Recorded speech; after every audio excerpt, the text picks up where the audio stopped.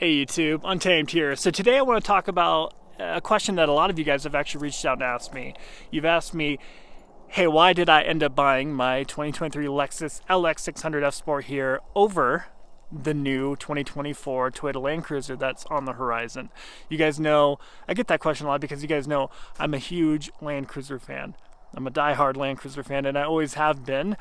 I've had 80 series, multiple 200 series, several heritage editions, and I absolutely love it. I absolutely love that power plant, that entire platform, the 8-speed, buttery smooth, 8-speed automatic transmission that you find in the 200 series, tied to that 5.7 liter V8. And now this, you got the even more smooth 10-speed automatic transmission tied to that twin turbo V6. This cranks out a ton of horsepower and really just so smooth and fun to drive. Why am I not considering that 24 Land Cruiser? Well, much of it is admittedly the fact that it has that iForce Max. I mean, it has that turbo 4-cylinder, which is already kind of mind-blowing to say that out loud. A 4-cylinder in a Land Cruiser with the hybrid battery pack to it, right? So it's a hybrid 4-cylinder, turbocharged 4-cylinder. Yeah, I'm sure it's going to be snappy. I'm sure it's going to be peppy. We're going to see that same exact platform in the brand new 2024 Toyota Tacomas that are here on the horizon. They're starting to hit the lots here in a second. Same exact power plant that we're going to find in that, and likely the same exact power plant that we're going to find in the 2025, we're thinking 2025 and up, 6th generation Toyota 4Runner. I don't know.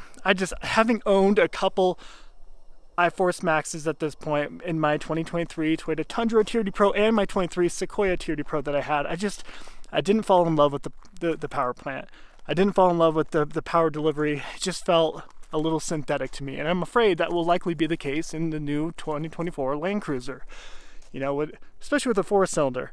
I really wonder how that power delivery is going to feel, and I just can't help but feel like it's kind of a castrated version of the Land Cruiser, kind of a knockoff, an American version that they're throwing to us just as a bone, but abusing the Land Cruiser nameplate to some degree. I hope it does. I hope I'm wrong, guys. I really do hope I'm wrong, especially, I am a huge Toyota fan, and I believe in Toyota, but I can't help but feel it is a castrated version of the Land Cruiser that they're just trying to mass produce the crap out of and just milk that nameplate to make a ton of sales on it to Americans, right? The goodness is they've brought the price point down a ton. So I do applaud Toyota for that effort, and I think they are going to be wildly successful because of that, right? So we're expecting them to, start in the mid-50s, especially with the parsed down version of it, the 1958 version. So it's going to be much more affordable for folks, and I think a lot of people are going to really appreciate that. And because of that, it's going to be a slam dunk when it comes to sales. But for me, a Toyota Land Cruiser enthusiast, and I know I'm not alone on this, it just feels like a knockoff, And I don't know. I do hope I'm wrong. I want to make that very clear. I don't want to come across as a total negative Nancy, but I don't know. I want to call a spade too. I don't want to just hype it up for the sake of trying to get Toyota to invite me out to their events, right? I want to be true to form on it and honest to my true opinions for it and share that with you guys, not try to mislead you with any kind of false opinions. So you get the iForce Max 4-cylinder. Between that and just a ton of cheap plastics on the inside, I worry about it really tainting the nameplate, the Toyota Land Cruiser nameplate, and just kind of hindering that amazing reputation that they've established. It doesn't have the split hatch, right? They got rid of that. They got rid of that with the 300 series here, or the LX600 here, which is based on the 300 series Land Cruiser. This here is, in my opinion, my biased opinion, obviously because I own it, but this is, the real Land Cruiser. This is the real continuation of the 200 series into the 300 series, that is completely overbuilt. Built in Japan still. We expect the 2024 to be built in Japan too, don't get me wrong, but this is just built to last over 20 years with minimal maintenance. The Japanese build this. This is their vehicle that they take tremendous pride in, and the quality control is insane on this. But, you got to pay the price for it, unfortunately. This isn't cheap, and the 300 series Land Cruiser isn't cheap. And that's why the Land Cruisers of the past have never succeeded in the U.S., right? They've always been a little bit too much, too spendy for most people, especially when you have already in the United States so many different options for that same price point, right?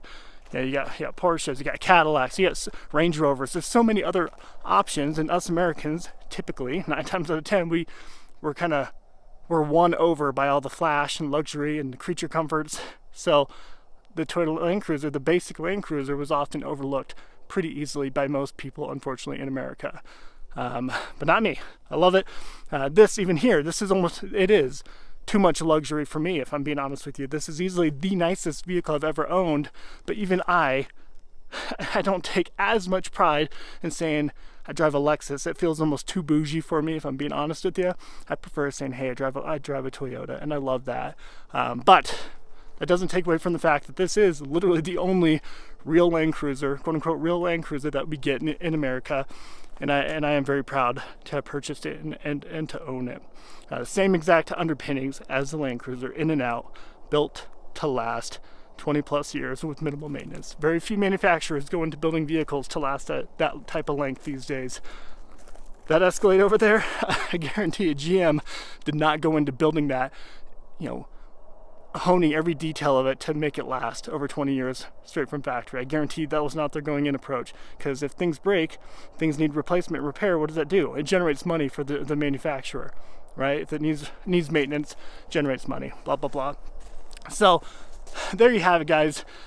Those are just kind of my initial thoughts on it.